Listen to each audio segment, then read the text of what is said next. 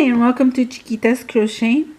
Now that we learned a little more about the slip knot, we're going to learn how to hold the yarn.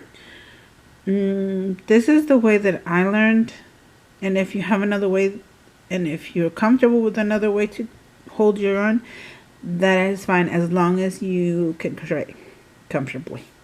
Okay, first of all, I just put my yarn across the one that's attached. Excuse me again. Go around my pointy finger, grab this knot right here with my thumb and my middle finger, and to hold the tension I use my ring finger and my pinky to hold it. Not tight like this. You can tell that's tight. No. As long as you're just grabbing it, just barely.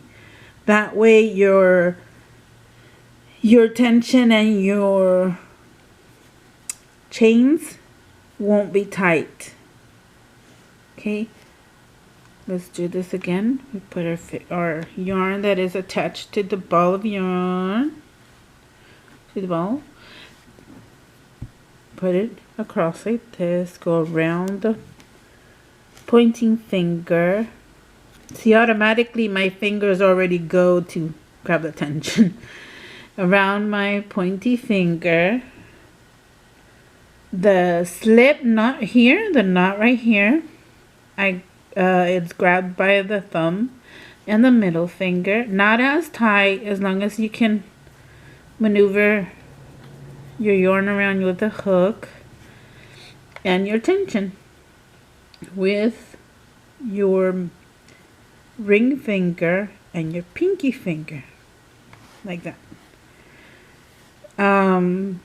Sometimes I grab, this is my normal pencil. The way I grab my hook is a pencil, just like a pencil, like this. When I get tired, I grab like a knife. Still the same. Whichever way you are comfortable with is fine. Pencil like this, or knife. Sometimes you see me way over here also, just with these two fingers. These three like this. So really, it's up to you guys. Ladies, guys, whoever is watching. Let's start making some chains, okay? What you do is, I use the under-over method. At least that's how I do it with it when I teach children. You go under the yarn, over the yarn, and pull through. Okay, that's your first chain.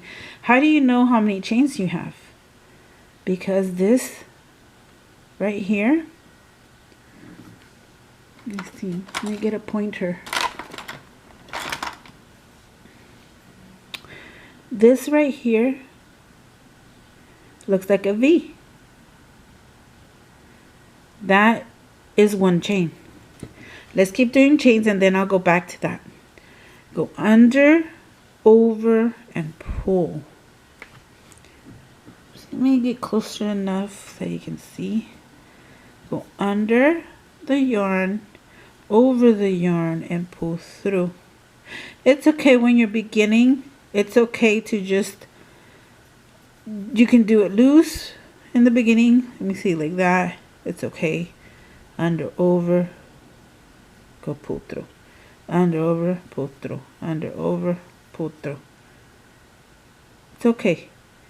And then you practice to just do it as normal as possible. Under, over, pull. Under the yarn, over the yarn, and pull through. See? Now let's count how many V's do we have. See, there's one V right here. 1, 2, 3, 4 V's, 5, 6, 7, 8, and 9. You never count this loop right here. That's not a chain. So when they say,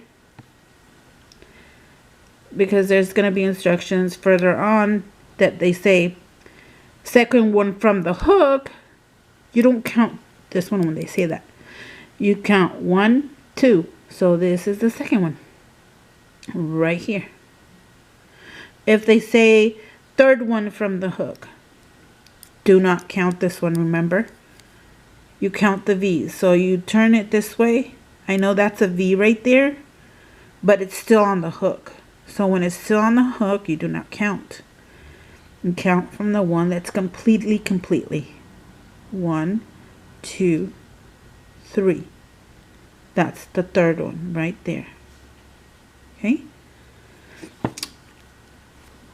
Then after that, when you are so comfortable with doing chains, you just fly by doing chains like that.